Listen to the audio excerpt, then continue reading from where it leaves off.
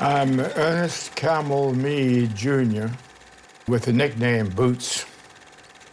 I was born in 1918, which is practically a century ago.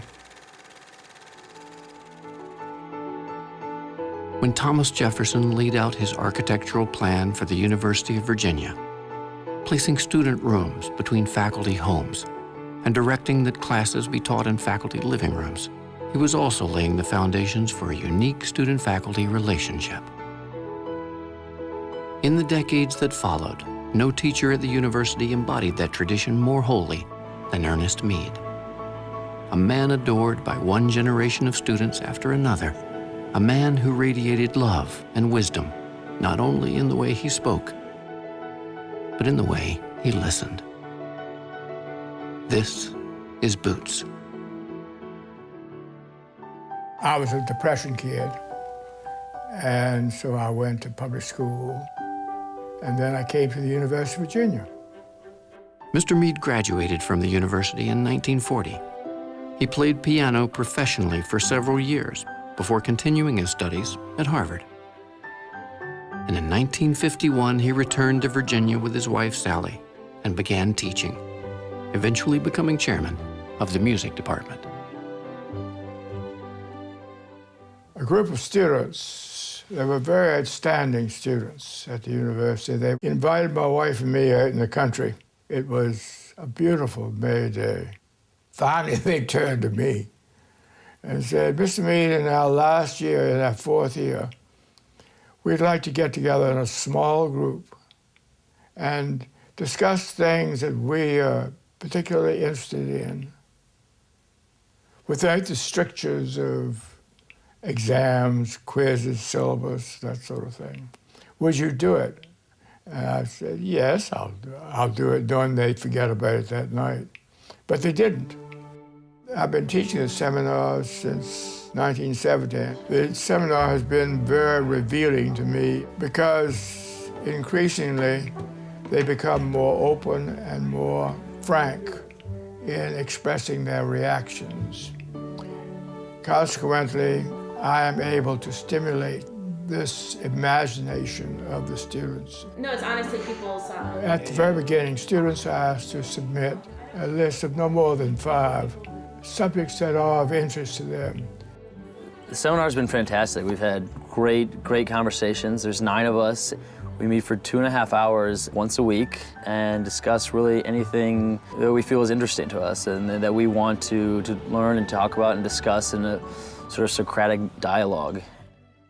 I act as a guide, a counselor, sometimes a disciplinarian, but as one of the students, really, to become intelligently informed. They can't be authorities on all subjects.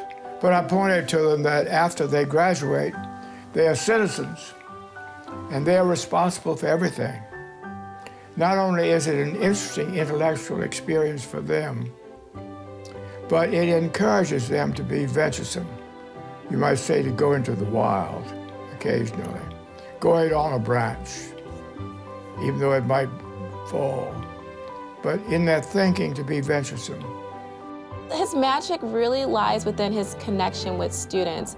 He really stresses wanting to know different points of views. Even if he might not agree with them, he really makes sure that he understands where you're coming from. And that's something that often we don't get to have with professors. We don't get to have that moment of like, well, this is how I feel. Professors are usually like, well, this is how it is. He goes deeper than I think most people do in just sort of standard conversation where you know, at university you're so often just doing the name, hometown, major, and he'll really get in and sort of ask you how that sort of thing sort of affects how you enjoy UVA and, you know, why is it that you want to go to this country to study abroad.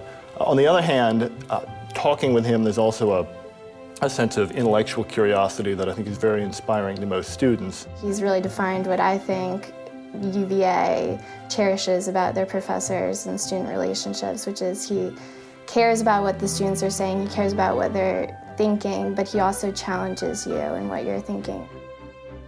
I'm going to leave this university on fire for knowledge, and I truly believe that Mr. Mead has had a large impact on me in that capacity, and that the way he teaches our class is a method by which he encourages us to pursue the topic how we decide to pursue it. He has no agenda. He just wants us to learn. He wants us to increase our understanding of truth and knowledge.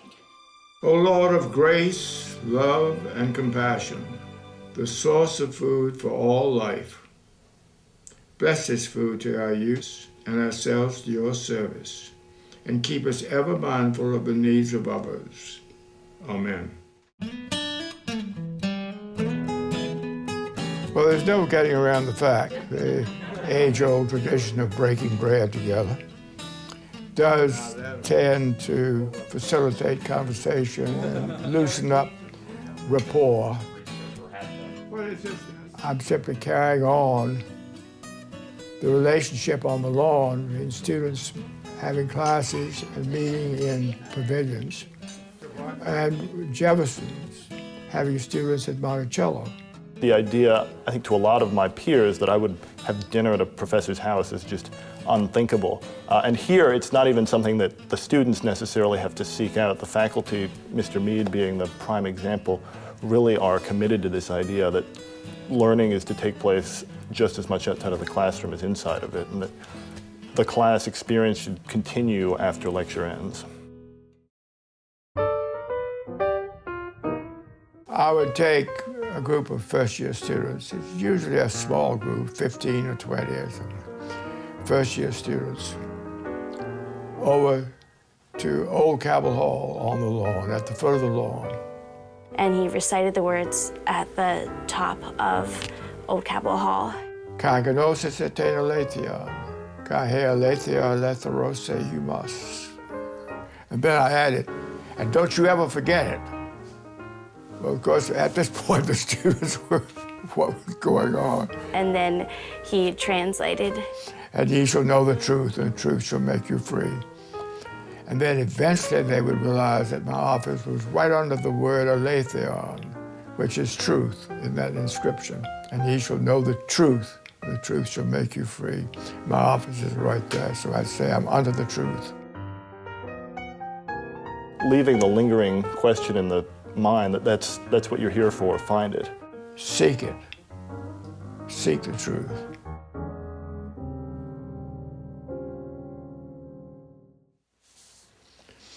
This is a very remarkable book. It was assembled by two students of mine several years ago.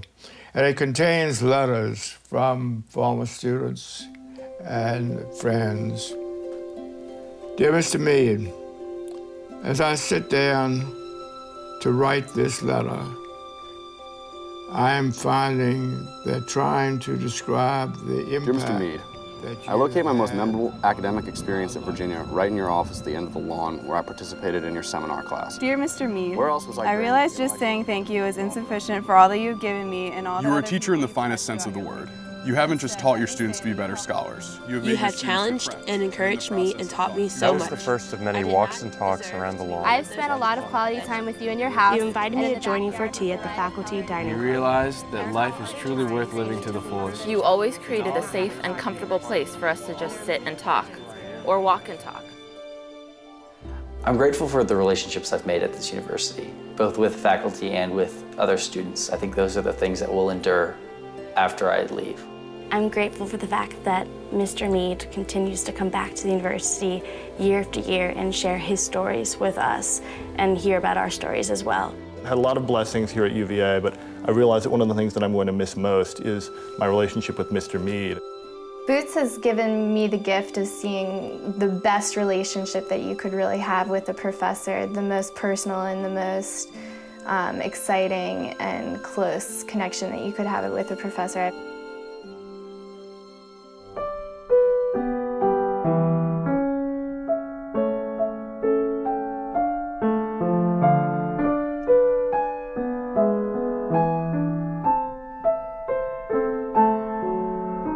I am profoundly grateful for what students have taught me. At my age, I look back on a great deal that has happened. I realize that in my youth and first part of my life that I was very concerned with my ideas, what I wanted to get done, that gradually this contact with students has opened up a whole new identity for me, a more important mission for me, and one that I've come to quite spontaneously and quite naturally, is one of liberating the students in their thinking, in their aspirations, in their personality, in their honesty with themselves, in their identity. I feel, quite frankly, that I'm an instrument. I take no credit for any of it. I've found that I can help to liberate a student here and there, and that I find is the important thing. And that's what really motivates my continuing to teach.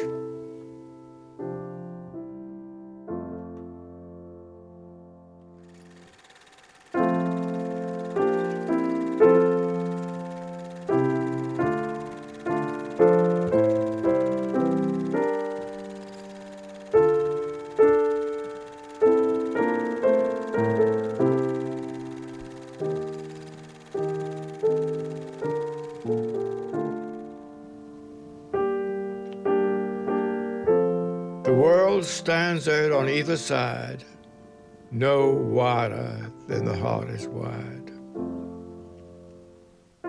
Above the world is stretched the sky, no higher than the soul is high.